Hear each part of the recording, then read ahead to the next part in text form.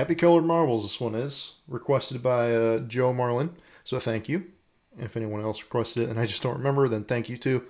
But I know that Joe Marlin requested, so thank you. I was kind of taken aback by how simple this one is musically. There's not a lot to go over, which is why I sort of tried to incorporate a bit of the keyboard part into this. But, you know, same goes for basically what the song is. So what the guitar does is actually fairly simple. And it's slightly varied when they do it live, so you can play around there. It's pretty fun. So let's just go over like the chords. Like if you really just wanted to like strum along with this, and that's sort of what I incorporated for the keyboard emulation part.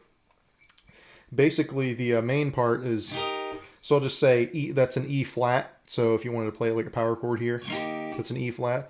And it alternates between that and a G major.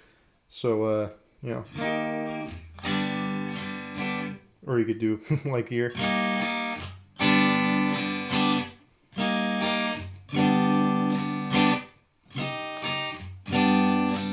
And then the next part is just a D minor. So you can play that here, or open, or whatever, or up here.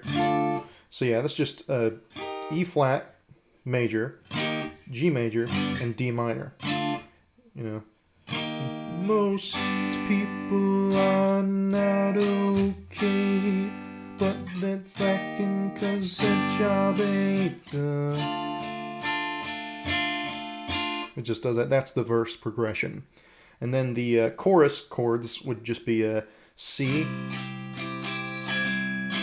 G, F,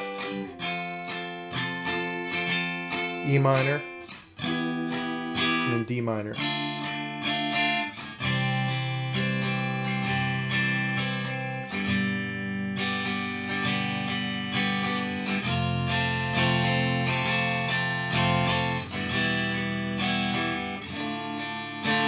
Right?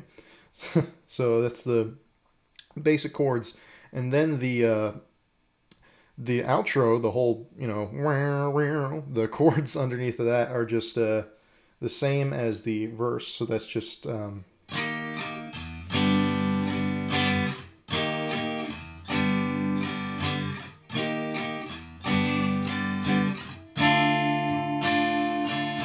it's just the same as the verse progression. So that's the super basic chords. I am going to show the keyboard part emulation first because what guitar there is on the album is actually just super simple. Even when they play it live, it's pretty simple stuff. So again, this isn't exactly what the keyboard's playing. I'm just emulating it. So this is just right. So you're just taking this major shape, right, with the ring finger up there on the 13th fret. You're just picking across those from the D string down, and then back on the B and G, and then go into this triad here. I do that because, you know, you could do this, like you're playing that and you're barring that, but that's kind of difficult for me. Feels a little clumsy, so I just do the 3 fingers on the 12, the 2 fingers on the 12 of the G and B, and then 10 on the high E. So, and you can get the open D in there like I did in the demo, because it's just the octave of that note if you want, but to make sound a bit cleaner. So you just pick those, and you just alternate between the G string and the high E. Right, so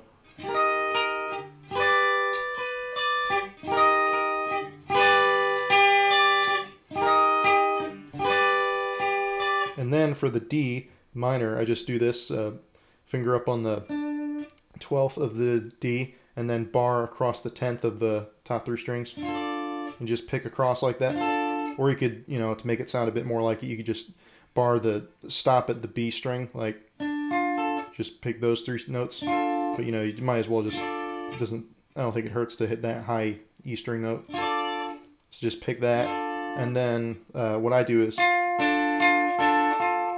just make it sound a bit more keyboardy. Just hit the G string, and then the hybrid picking or whatever, the D string and the B string there at the same time in alternation with the G string. So G string and then D and B at the same time. can also just go, but you know, whatever. And then for emulating the keyboard on there, I don't really have like a picking thing to go off of. I just figured playing the chords in certain positions make it sound kind of sound similar to that, the voicing. So just bar chord C up here. And you know, you want to kind of have that light strumming to it, that timing. You don't just want to go. You want to make it a bit more.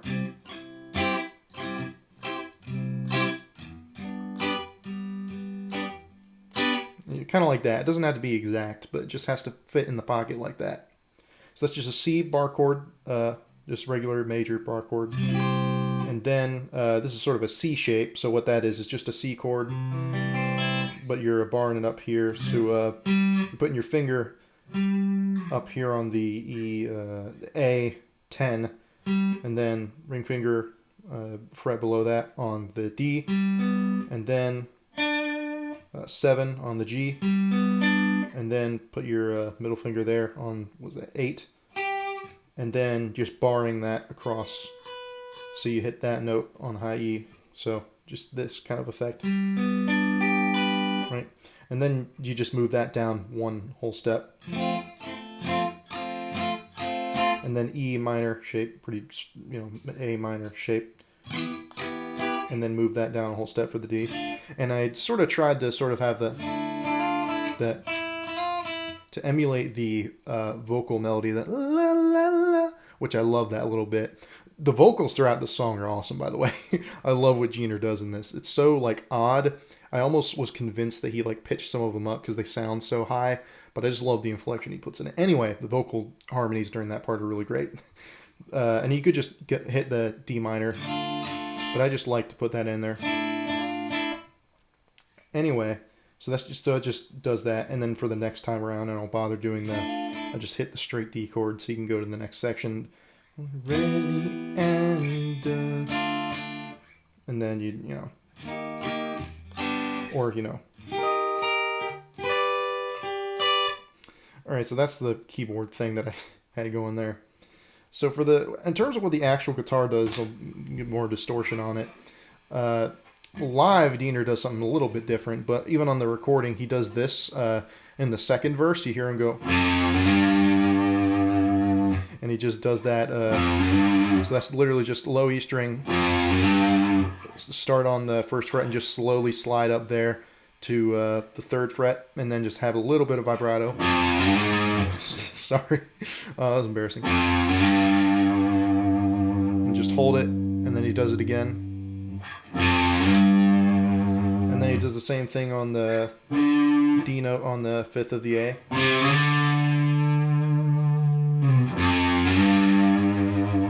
Yeah, so it's a cool little thing, as simple as it is. And he has like a wah envelope effect put on, which, again, as I've said before, I'm not using the wah when I film these, so I just put on like a phaser to semi-emulate that. But if you're playing this live and you can use the wah, sort of like play around with that, you'll have it sounding like it. And then in the chorus, when they hit the Happy Color Marbles bit, Jeaner does this kind of cool thing where he's kind of palm mutes it, and sometimes I feel like he has a swelling effect going on his guitar, but it's so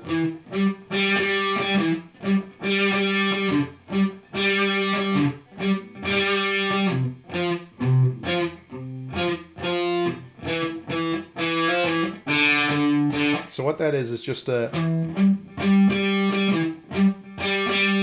so you kind of muting the lower note of each part of the sequence and letting the higher note on the D string ring out a bit more. And it's just 7 and 5 on the A and D. And then 5 on the A and the same note on the D. And then move them both down. Just kind of alternates between those two. And then in the clips I've seen and heard, he kind of just hits on the D string and then kind of makes his way up, half step up and then down. And he hits that open D, or maybe he goes either way. So it's a cool little bit he does in the chorus.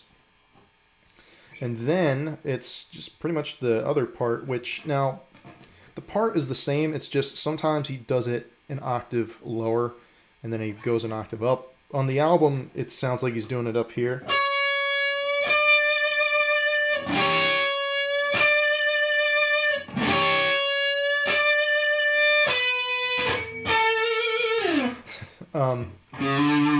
And live he'll do it,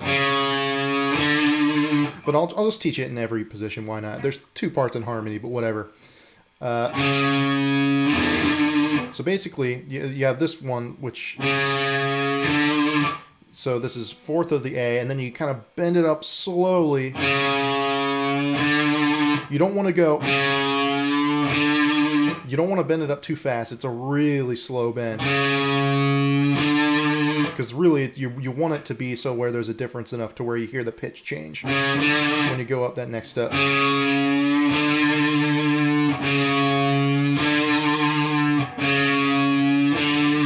Or if you really want to, you can just bend it up like that.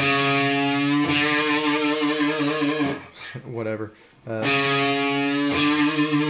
And then just go down. Right, so, or you could do that, but so that's just on the E string there, 7 and 5. And then you can go an octave up from that, so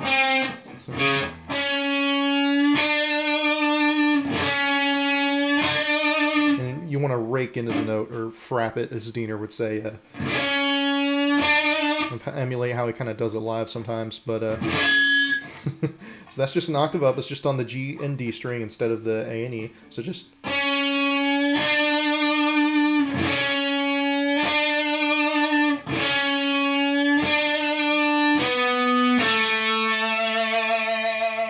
and then up here, and this is sort of what I hear on the album. Maybe pitch shifted or what, but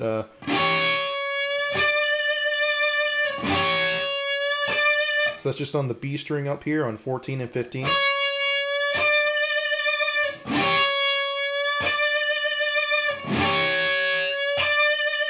And then I like to hit down on the 12 of the B, then 14G. And the other guitar, which is sort of harmonizing with it, it's just a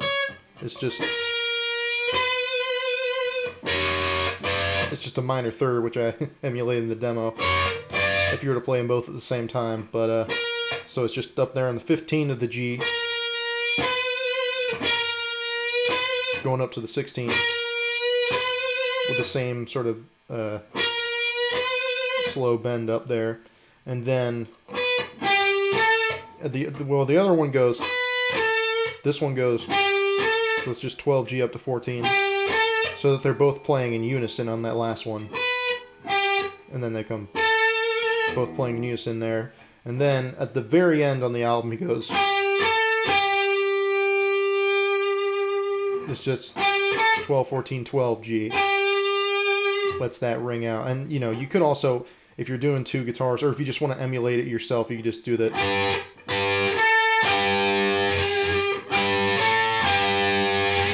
Just do it barred on those two on the 12th fret. So yeah, that's pretty much the song. It's fairly straightforward, but it's, you know, really, it's really a treat to see them do it live. It's a lot of energy. Very strange song, but also very satisfying. It's great. Anyway, hope you enjoy this.